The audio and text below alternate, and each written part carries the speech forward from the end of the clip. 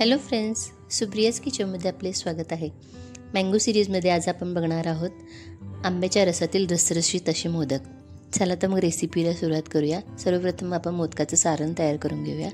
सारण तयार करण्यासाठी कढईमध्ये आपण 1 चमचा साजूक तूप घालूया, 1 वाटी खोबऱ्याचा किस आणि अर्धी वाटी गूळ. हे 2 मिनटं परतून झाल्यानंतर मग आपण त्याच्यामध्ये अर्धी वाटी आंब्याचा पल्प घालूया आणि हे मिश्रण 2 ते 3 मिनटं परतून घेऊया. सारण तयार झालेलं आहे. त्याच्यामध्ये आपण आता वेलची पूड घालूया आणि थंड करायला ठेवून देऊया. आपलं सारण थंड होतं आहे तोपर्यंत आपण मोदकाची उकड काढून घेऊया.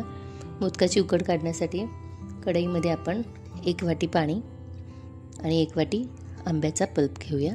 हे व्यवस्थित मिक्स करून घ्यायचं. गाठी होऊन द्यायच्या नाहीत. त्याच्यामध्ये मीडियम आचेवरतीच करायचं. आता त्याच्यामध्ये आपण चवीप्रमाणे मीठ आणि साजूक तूप घालूया आणि गॅस एकदम स्लो करूया आणि मग त्याच्यामध्ये 1 वाटी तांदळाचं पीठ घालून व्यवस्थित मिक्स करून घेऊया.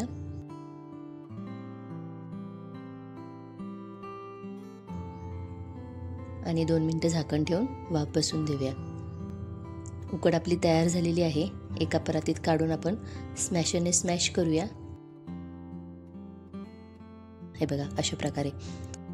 आणि नंतर हाताला पाणी लावून एकजीव करून घेऊया. हे बघा अशा प्रकारे आपली उकड आणि सारण दोन्ही तयार झालेलं आहे. आता आपण त्याचे छान असे मोदक तयार करून घेऊया. मोदक मी साच्यामध्येच करणार आहे. साच्यामध्ये आपण उकड घालूया, व्यवस्थित सेट करून घेऊया.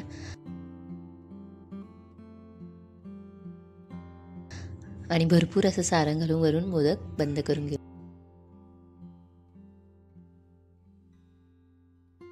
हे बघा अशा प्रकारे आपण सर्व मोदक तयार करून घेऊया. सर्व मोदक तयार झालेले आहेत. ते आता आपण उकडून घेऊया. उकडण्यासाठी मी ऑलरेडी पाणी गरम करायला ठेवलेलं आहे तुपामध्ये. त्यावरती आपण चाळण तूप लावून ठेवूया. त्याच्यामध्ये एक मोदक ठेवूया. थोडेसं अंतर ठेवून ठेवायचे मोदक, म्हणजे ते एकमेकांना चिकटणार नाहीत. आणि वरून केशर लावूया. हे पूर्णपणे ऑप्शनल आहे. आणि 15 मिनटं वाफ बसून देऊया. 15 मिनटं झालेली आहेत आणि मस्त असे आपले मोदकसुद्धा तयार झालेले. वरून साजूक तुपाची धार घालूया आणि सर्व करूया. तुम्हीसुद्धा हे मोदक नक्की करून बघा. तुम्हाला माझी रेसिपी आवडली असेल तर माझ्या चॅनलला लाईक, शेअर आणि सबस्क्राईब करायला विसरू नका.